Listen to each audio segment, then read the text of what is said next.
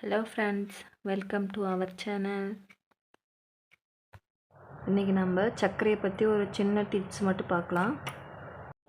Friends, இப்போ பாருங்கள், நம்ம இந்த சர்க்கரையை இப்படியே வச்சு ஸ்டிக் பண்ணும்போது நமக்கு இதனோட ஷேப் நமக்கு ஒழுங்காக கிடைக்காது. அப்படி இருக்கிறப்போ இந்த இதை சைடில் கட் பண்ணி விட்டுட்டு நீங்கள் ஸ்டிக் பண்ணி சுகர் பீட்ஸ் இதை சுற்றி போடும் போதோ இல்லை மற்றதுக்கு எதுக்கோ யூஸ் பண்ணும் போதோ இதனோட ஷேப் உங்களுக்கு அப்படியே நல்லா கிடைக்கும். அதனால் இந்த மாதிரி எக்ஸ்ட்ரா பீஸ் இருந்ததுன்னா கட் பண்ணி விட்டுட்டு அப்புறமா யூஸ் பண்ணுங்கள். ஷேப் நல்லாயிருக்கும், பார்க்கவும் நீட்டாக இருக்கும். இது பிகினர்ஸ்க்கான ஒரு வீடியோ தான். பிடிச்சிருக்கும், உங்களுக்கு யூஸ்ஃபுல்லாக இருக்கும்னு நினைக்கிறேன். யூஸ்ஃபுல்லாக இருக்கும்னு நினச்சிங்கன்னா சேனலை சப்ஸ்கிரைப் பண்ணிக்கோங்க. இப்போ வாங்க டிஃப்ரெண்ட்டாக பார்ப்போம். பாருங்கள், இது எக்ஸ்ட்ரா பீஸ் இருந்ததை நான் கட் பண்ணிவிட்டு ஒன்று ஸ்டிக் பண்ணியிருக்கேன். இதனோட ஃபினிஷிங்கும் நம்ம கட் பண்ணாமல் யூஸ் பண்ணுறதோட ஃபினிஷிங் எப்படி வருதுன்னு பார்க்கலாம்.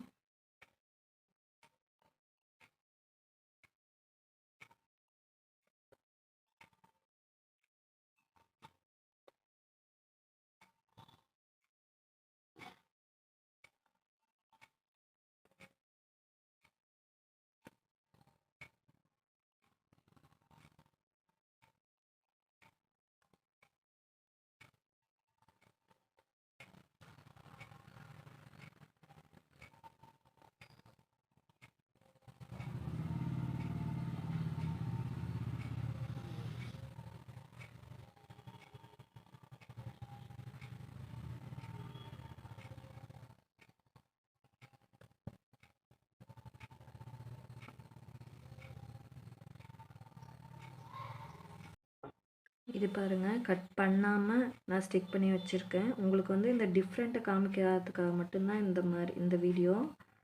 நீங்கள் இது உங்களுக்கு கண்டிப்பாக நல்லா கிளியராக புரியும்னு நினைக்கிறேன்.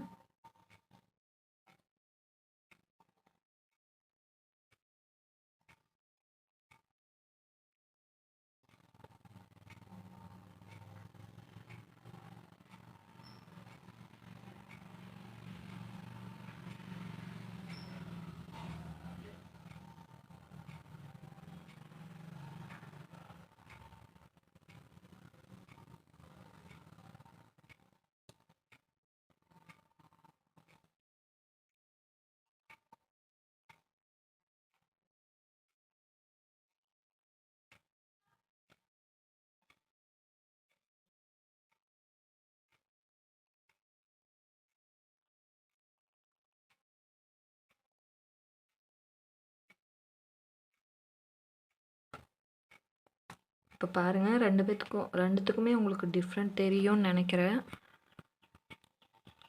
இதே மாதிரி நம்ம ப்ளவுஸில் யூஸ் பண்ணும்போது நமக்கு கரெக்டாக அந்த லுக்கு பார்க்க நல்லா இருக்காது. அதனால தான் சொல்கிறேன், இது எக்ஸ்ட்ராவாக இருந்தால் கட் பண்ணி விட்டுட்டு அப்புறமா நீங்கள் ப்ளவுஸில் யூஸ் பண்ணுங்கள். இந்த வீடியோ உங்களுக்கு கண்டிப்பாக யூஸ்ஃபுல்லாக இருக்கும்னு நினைக்கிறேன். உங்கள் ஃபேமிலியில் ரிலேட்டிவ்ஸ்லேயே யாராவது இப்போ தான் ஆரி ஒர்க் கற்றுக்கிட்டு இருக்காங்கன்னா அவங்களுக்கு ஷேர் பண்ணுங்கள். இல்லை உங்களுக்கு ஏதாவது டவுட் இருந்தாலும் கமெண்ட் பண்ணுங்கள். எனக்கு தெரிஞ்சது நான் உங்களுக்கு சொல்லிக் கொடுப்பேன். Thank you friends. பாய்.